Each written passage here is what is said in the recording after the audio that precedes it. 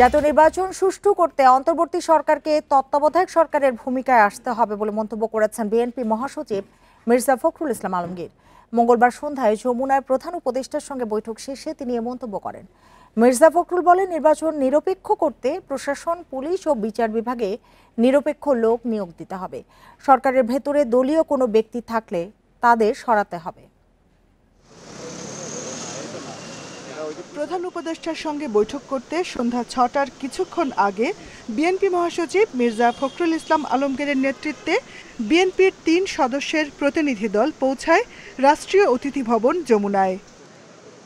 প্রতিনিধি দলে বিএনপির অন্য ২ সদস্য হলেন দলের স্থায়ী কমিটির সদস্য আমির খসরু মাহমুদ চৌধুরী ও সালাউদ্দিন আহমেদ। বৈঠকে আগামী বছরের ফেব্রুয়ারির জাতীয় নির্বাচন এবং প্রশাসনের কিছু বিষয়সহ দেশের সার্বিক পরিস্থিতি নিয়ে প্রধান উপদেষ্টার সাথে কথা বলেন বিএনপি নেতারা। ১ ঘণ্টার বৈঠক শেষে বিএনপি মহাসচিব মির্জা ফখরুল ইসলাম জানান, সুষ্ঠু নির্বাচন করতে প্রশাসনকে নিরপেক্ষভাবে ঢেলে সাজাতে প্রধান উপদেষ্টার কাছে দাবি জানিয়েছে বিএনপি। অন্তর্বর্তীকালীন সরকারকে এখন কেয়ারটেকার গভর্নমেন্টের আদরে নিতে হবে। সেক্রেটারিয়েটে যারা এখনো আছেন, যাদেরকে চিহ্নিত ফ্যাসিস্টদের দোসর বলা হয়, তাদেরকে সরিয়ে সেখানে নিরপেক্ষ কর্মকর্তা দেওয়ার জন্য আমরা বলেছি যে প্রশাসনেও, জেলা প্রশাসন বিশেষ করে, সেখানেও একইভাবে ব্যবস্থা গ্রহণ করতে হবে। বিচার বিভাগকেও ফ্যাসিস্ট মুক্ত করার দাবি জানিয়ে তিনি বলেন, সরকারের ভেতরে যদি দলীয় কেউ থাকে তাহলে তাদেরকে অপসারণ করতে হবে। পুলিশের নিয়োগের ক্ষেত্রে বিশেষ করে যে সমস্ত আপনার নতুন করে নিয়োগ দেওয়া হবে বা আপনার পদোন্নতি দেওয়া হবে, সেই ক্ষেত্রে একদম নিরপেক্ষ অবস্থা নেওয়ার কথা। সরকারের মধ্যে যদি কোনো দলীয় লোক থেকে থাকেন, তাকে অপসারণ করার জন্য আমরা দাবি জানিয়ে এসেছি। এ সময় প্রধান উপদেষ্টার কাছে বিচার বিভাগে ফ্যাসিস্টদের দোসরদের সরিয়ে নিরপেক্ষ বিচারক নিয়োগ দেওয়ার দাবি জানানোর কথাও বলেন বিএনপি মহাসচিব। Jahanara Parvin, independent news, Dhaka. নির্বাচনে কৃত্রিম বুদ্ধিমত্তা বা এআই প্রযুক্তির অপব্যবহার রোধ ও অপতথ্য মোকাবিলায় নির্বাচন কমিশন কৌশল নির্ধারণ করছে বলে জানিয়েছেন প্রধান নির্বাচন কমিশনার এএমএম নাসির উদ্দিন। সকালে ইটিআইতে আয়োজিত কর্মশালায় একথা বলেন তিনি। এআই প্রযুক্তির অপব্যবহার বৈশ্বিক সমস্যা মন্তব্য করে সিইসি বলেন, অপতথ্য রোধে বিশেষ সেল গঠন হবে। নির্বাচনের সময় কিভাবে এবং কারা অপতথ্য রোধ করবে তা নির্ধারণ করা জরুরি। এছাড়া দুর্গম এলাকায় কিভাবে এটি রোধ করা হবে তারও পরিকল্পনা করতে হবে। নির্বাচন কমিশনের পক্ষ থেকে বারবারই বলা হচ্ছে, এবার নির্বাচনে অন্যতম চ্যালেঞ্জ এআই এর অপব্যবহার। কর্মশালায় নির্বাচনী কর্মকর্তা সহ বিভিন্ন সংস্থা ও প্রতিষ্ঠানের প্রতিনিধিরা উপস্থিত ছিলেন। আমরা প্ল্যান করেছি যে এখানে একটা মিসইনফরমেশন এন্ড ডিসইনফরমেশন অ্যাড্রেস করার জন্য একটা সেন্ট্রাল সেল আমরা করব। আমাদের এখানে যারা দায়িত্বে আছেন, যে এইটার জন্য যারা কাজ করছেন, এক্সপার্টরা কাজ করছেন, আইএফএস এবং ইউএনডিপি বা আমাদের যারা কাজ করছেন, definitely they are doing some good works, but when we put our brains together, something much better will come out. এবার ত্রয়োদশ সংসদ নির্বাচন ঘিরে আমাদের বিশেষ আয়োজন গণতন্ত্রের যাত্রা।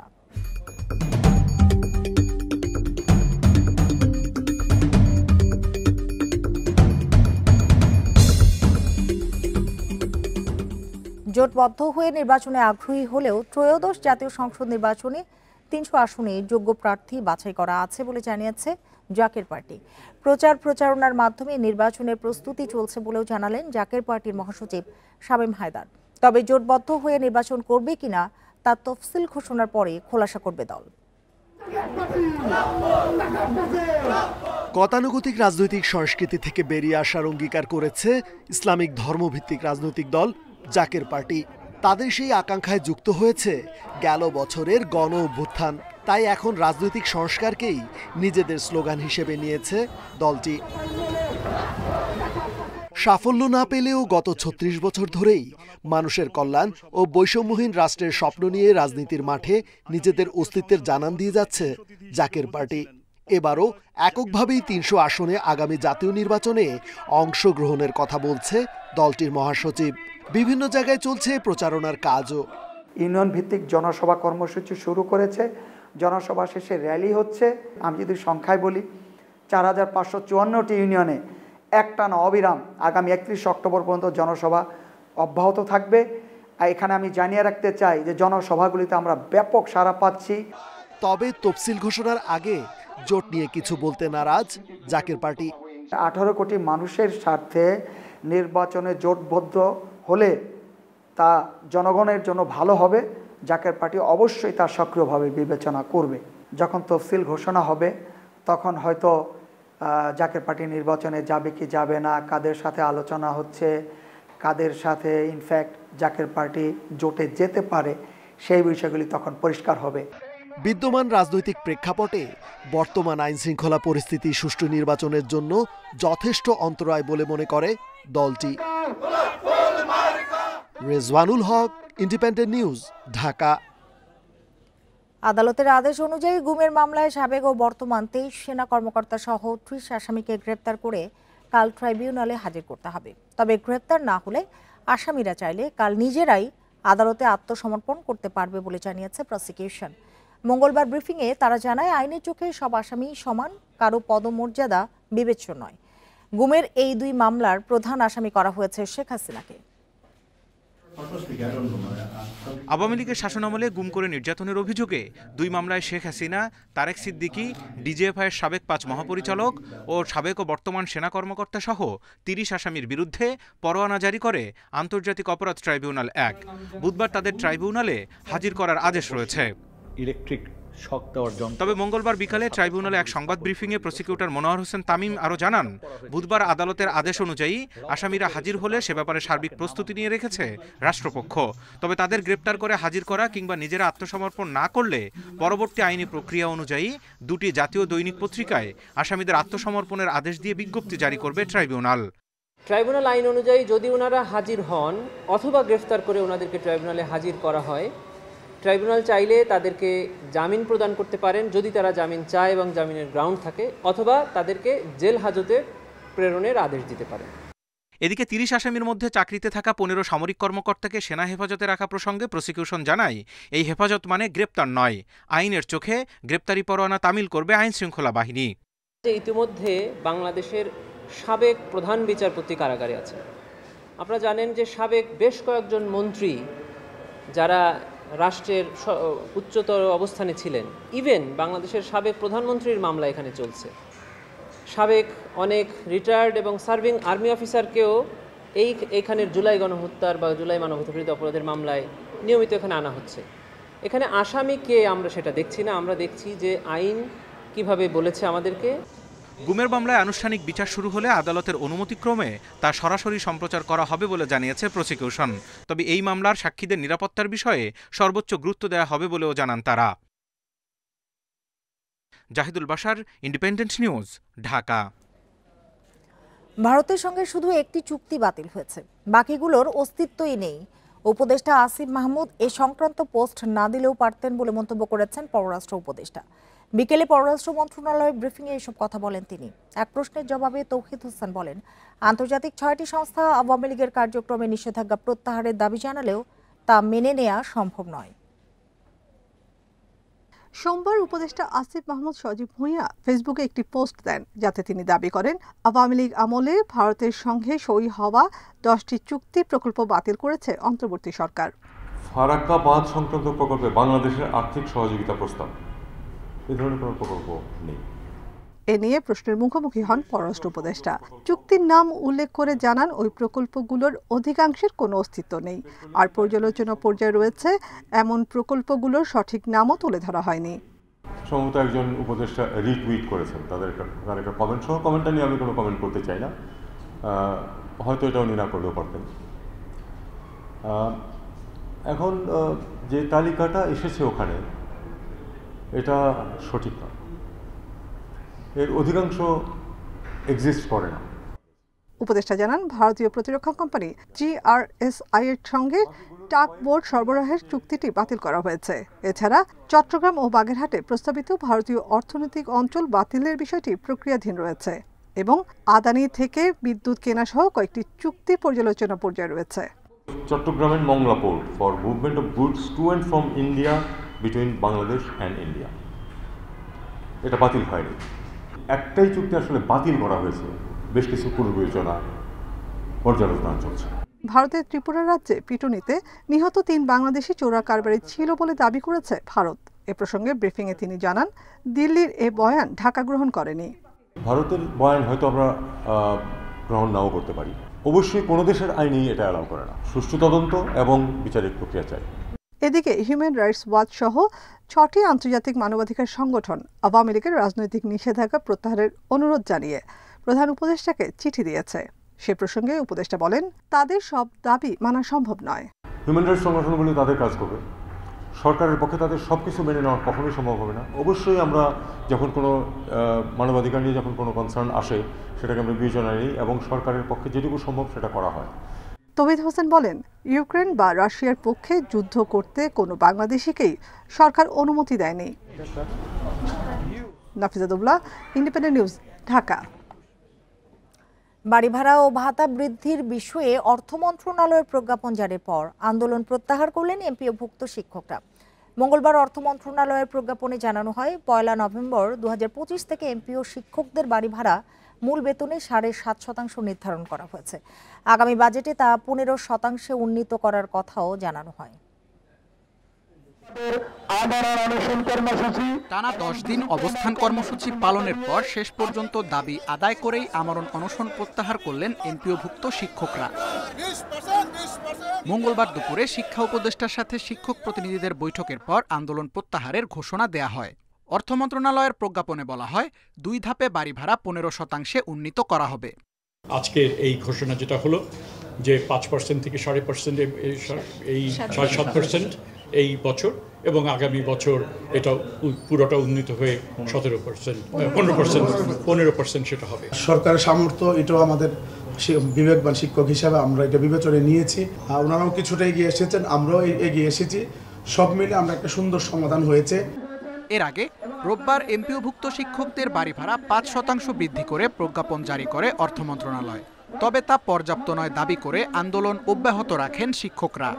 যারা এসির মধ্যে আছে তারা বুঝতে পারতেছে না যে আমরা কি কষ্টে আছি। শিক্ষকদের দেবার বেলায় শূন্য হয়ে যায় রাষ্ট্রীয় ফান্ড, এটা কোনো মতেই মানানসই না। বাচ্চারা পড়ালেখা থেকে বঞ্চিত হচ্ছে, তাদের জন্য আমাদেরও মনে এই কষ্ট আছে যে আমরা তাদের ক্লাস নিতে পারছি না। শিক্ষকদের দাবির সাথে সংহতি জানায় এনসিপি। দলটির দক্ষিণাঞ্চলের মুখ্য সংগঠক হাসনাত আব্দুল্লাহ বলেন, মানুষ গড়ার কারিগর শিক্ষকরা 4র্থ শ্রেণীর জীবনযাপন করেন, যা জাতির জন্য লজ্জার। আপনার যে দারোয়ান, আপনার গাড়ির যে ড্রাইভার, এই গাড়ির ড্রাইভারের খোঁজ নিয়ে দেখেন, ঢাকা শহরে 5 তলা বাড়ি রয়েছে। জাতি গড়ার কারিগররা জীবনযাপন করে 4র্থ শ্রেণীর, একটা 4র্থ শ্রেণীর জীবনযাপন করে কেউ 1ম শ্রেণীর নাগরিক বানাতে না। আন্দোলন প্রত্যাহার হওয়ায় যত দ্রুত সম্ভব নিজ নিজ শিক্ষা প্রতিষ্ঠানে স্বাভাবিক পাঠদান কার্যক্রম শুরু করার কথা জানান শিক্ষকরা। Tanvir Ahmed, independent news, Dhaka. ভয়াবহ অগ্নিকাণ্ডের 3 দিন পরও সচল হয়নি হযরত শাহজালাল আন্তর্জাতিক বিমানবন্দরের কার্গো ব্যবস্থাপনা। কোল্ড স্টোরেজ পুড়ে যাওয়ায় ভোগান্তিতে আমদানিকারক ও এজেন্টরা। আগুন থেকে রক্ষা পাওয়া পণ্যের তালিকা টানিয়েছে বাংলাদেশ বিমান। সেসব পণ্য খালাস হচ্ছে কার্গো ভিলেজের 9 নম্বর গেটে। সানোফির হিউম্যান ভ্যাকসিন আনা হয়েছে ফ্রান্স থেকে। 1500 কেজি ওজনের পণ্য দেশে এসেছে সোমবার রাতে। এ পণ্য রাখতে হয় 2 থেকে 8 ডিগ্রি তাপমাত্রায়। তবে কার্গো ভিলেজ পড়ে যাওয়ায় পণ্য রাখা হয়েছে প্রখর রোদে। তাই এ টিকার কার্যকারিতা নিয়ে সংশয়ে আমদানি সংশ্লিষ্টরা। এই মাল আসছে রাত 3টায়, এখন বাজতেছে 1টা বা 1:15 বাজে। 2 থেকে 8 ডিগ্রি সেলসিয়াসের মাল, এই মাল পড়েছে 32-33 ডিগ্রি সেলসিয়াস তাপমাত্রার মধ্যে। তা আপনি ভালো করে বুঝেন যে কি হবে কি হবে না। এদিকে কার্গো ভিলেজের 8 নম্বর গেটে টানিয়ে দেওয়া হয়েছে আগুন থেকে রক্ষা পাওয়া পণ্যের তালিকা। সংগ্রহ হচ্ছে 9 নম্বর গেট থেকে।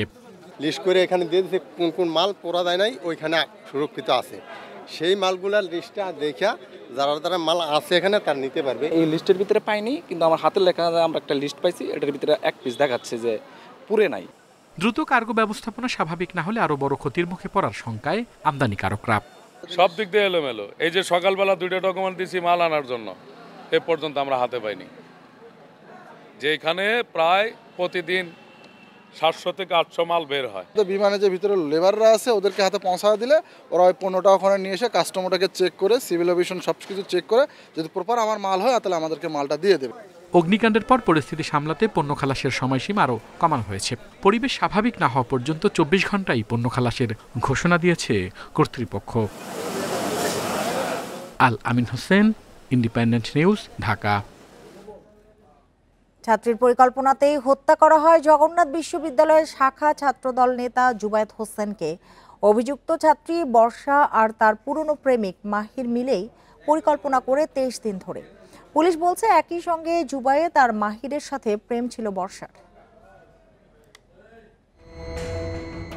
রোববার জগন্নাথ বিশ্ববিদ্যালয়ের শিক্ষার্থী ও ছাত্রদল নেতা জুবায়েদ হোসেনকে হত্যার পর এভাবেই দৌড়ে পালায় মাহির আর আইলান। ওই দিনই জিজ্ঞাসাবাদের জন্য বংশাল থানা পুলিশ হেফাজতে নেয় জুবায়েদের ছাত্রী বর্ষাকে। তখনও মেলেনি রহস্যের জট, এমনকি হয়নি মামলাও। ঘটনার 36 ঘন্টা পর মামলা করেন নিহতের ভাই। 3 আসামিকে গ্রেপ্তারের পর সামনে আসে ত্রিভুজ প্রেমের কাহিনী, যার বলি ছাত্রনেতা জুবায়েদ হোসেন। সংবাদ সম্মেলনে পুলিশ জানায় বাসায় পড়াতে গিয়ে ছাত্রী বর্ষার সাথে গড়ে ওঠে জুবায়েদের সম্পর্ক। পাশাপাশি মাহিরের সাথেও পুরনো সম্পর্ক টিকিয়ে রাখে অভিযুক্ত এই ছাত্রী। বর্ষার পরিকল্পনা অনুযায়ী জুবায়েদকে হত্যা করার তারা সিদ্ধান্ত নেয়। সেই সিদ্ধান্ত মোতাবেক তারা এই ঘটনার দিনে সে প্রাইভেট পড়াতে আসবে 4টার সময়, এই ইনফরমেশনটা পাস করে মাহির তার বন্ধু আইলান সহ তারা পরিকল্পনা মাফিক আগেই তাদের বাসার নিচে এই গলিতে অবস্থান করে। জিজ্ঞাসাবাদে গ্রেপ্তারকৃতরা জানায় প্রথমে ভয়ভীতি দেখাতে চাইলেও বর্ষার চাপে হত্যার পরিকল্পনা হয়। জুবায়েদের গলায় কোপ দেয় মাহির নিজেই। জুবায়েদ 1 বছর ধরে মেয়েটাকে পড়াচ্ছে, সে জগন্নাথ বিশ্ববিদ্যালয়ের ছাত্র। মেয়েটা এর প্রতিও দুর্বল হয়ে যায় জুবায়েদের প্রতি। এই এখন তো ওই যে মাইন্ড হচ্ছে টিল্টিং, যখন মাহিরের কাছে যায় তখন মাহিরের, যখন জুবায়েদের কাছে যায় তখন জুবায়েদের। হত্যার সময় ঘটনাস্থলে ছিলেন বর্ষা, তার কাছে প্রাণ ভিক্ষা চাইলেও তাতে মন গলেনি বর্ষার, দাবি পুলিশের। জুবায়েদ যখন মারা যায় তখন বর্ষা উপস্থিত ছিল। Khaled Raihan, independent news, Dhaka. দিনাজপুরের পার্বতীপুরের মধ্যপাড়ায় ঘনবসতিপূর্ণ এলাকায় নিয়মের তোয়াক্কা না করে চলছে অবৈধভাবে পাথর ভাঙার কাজ। দিনরাত বিকট শব্দে অতিষ্ঠ এলাকাবাসী, সেই সাথে দূষণের কারণে চরম স্বাস্থ্য ঝুঁকিতে তারা। পরিবেশ অধিদপ্তরকে জানিয়েও হয়নি কোনো সুরাহা। এদিকে শিগগিরই তদন্ত করে ব্যবস্থার আশ্বাস উপজেলা নির্বাহী কর্মকর্তার। দিনাজপুরের পার্বতীপুর উপজেলার মধ্যপাড়ায় দেশের একমাত্র পাথর খনি। একে ঘিরে আশেপাশে গড়ে উঠেছে পাথর ভাঙার অসংখ্য প্রতিষ্ঠান। কিন্তু দিনরাত পাথর ভাঙা মেশিনের বিকট শব্দে অতিষ্ঠ খনির আশপাশের গ্রামের বাসিন্দারা। উচ্চ শব্দেই ব্যাঘাত ঘটছে শিক্ষার্থীদের পড়ালেখায়। পাশাপাশি ভাঙা পাথরের ধূলিকণায় দূষিত হচ্ছে পরিবেশ। কমে গেছে জমিতে ফসল উৎপাদন, চরম স্বাস্থ্য ঝুঁকিতে স্থানীয়রা। শব্দের জন্য আমরা থাকতে পারছি না। আমার বাসার পাশে বসেছে এই পাথর ভাঙা মেশিন, দিন আর 24 ঘন্টা চলতেছে। এসব মেশিন বন্ধে 3 মাস আগে জেলা প্রশাসক, পরিবেশ অধিদপ্তর সহ সংশ্লিষ্ট দপ্তরে লিখিত অভিযোগ জানান স্থানীয়রা। এরপরও কোনো ব্যবস্থা না নেয়ায় অসহায় তারা। তবে ব্যবসায়ীদের দাবি নিয়ম মেনেই লোকালয় থেকে দূরে চলছে পাথর ভাঙার কাজ। এটা অভিযোগ করেছিলাম, প্রায় 3 মাস হয়ে গেল, কিন্তু এখনো প্রশাসন কেন ব্যবস্থা নিচ্ছে না আমরা জানি না। আমাদের প্ল্যানগুলোকে ভালোভাবে যাতে করে শব্দ দূষণ থেকে, বায়ু দূষণ থেকে এটা রক্ষা করা যায়, আমরা যথাযথ পদক্ষেপ নেওয়ার চেষ্টা করতেছি। পরিবেশ অধিদপ্তরের কর্মকর্তারা বলছেন অভিযোগ তদন্ত করে প্রয়োজনীয় ব্যবস্থা নিতে কর্তৃপক্ষকে জানানো হয়েছে। অনুমোদনহীন মেশিন বন্ধে প্রয়োজনীয় ব্যবস্থা নেওয়ার আশ্বাস উপজেলা নির্বাহী কর্মকর্তার। আর পাথর ভাঙা মেশিন নিয়ে যে অভিযোগ আসছিল, সেই অভিযোগের প্রেক্ষিতে আমাদের অফিস থেকে সরজমিন পরিদর্শন করা হয়। পরিদর্শন করে পরিদর্শন প্রতিবেদন আমরা সদর দপ্তরে এনফোর্সমেন্ট শাখায় প্রেরণ করি। এখন পরবর্তী কার্যক্রম ওই এনফোর্সমেন্ট শাখা থেকে গ্রহণ করা হবে। পরিবেশ অধিদপ্তর থেকেও এগুলো তদন্ত করেছে এবং তাদের দিক থেকে মনিটর করা হচ্ছে। আশা করি লোকালয়ের ভেতরে কোনো ক্রাশার মেশিন যদি চলে, আমরা অভিযোগ পেলে আমরা নিয়মিত অভিযানও করি, সেগুলো বন্ধ করে দেওয়া হবে। মধ্যপাড়ায় খনির আশপাশের গ্রামের বাসিন্দা প্রায় 10,000, আর ছোট বড় মিলিয়ে প্রায় 20টি পাথর ভাঙার প্রতিষ্ঠান রয়েছে। সেগুলো সবই অবৈধ বলে জানিয়েছে প্রশাসন। Independent news. আর এই ছিল এখনকার সংবাদে। ইন্ডিপেন্ডেন্ট টেলিভিশনের সব খবরের আরও বিস্তারিত জানতে চোখ রাখুন ফেসবুক, ইউটিউব এবং এক্সে। ধন্যবাদ সবাইকে এতক্ষণ সাথে থাকার জন্য।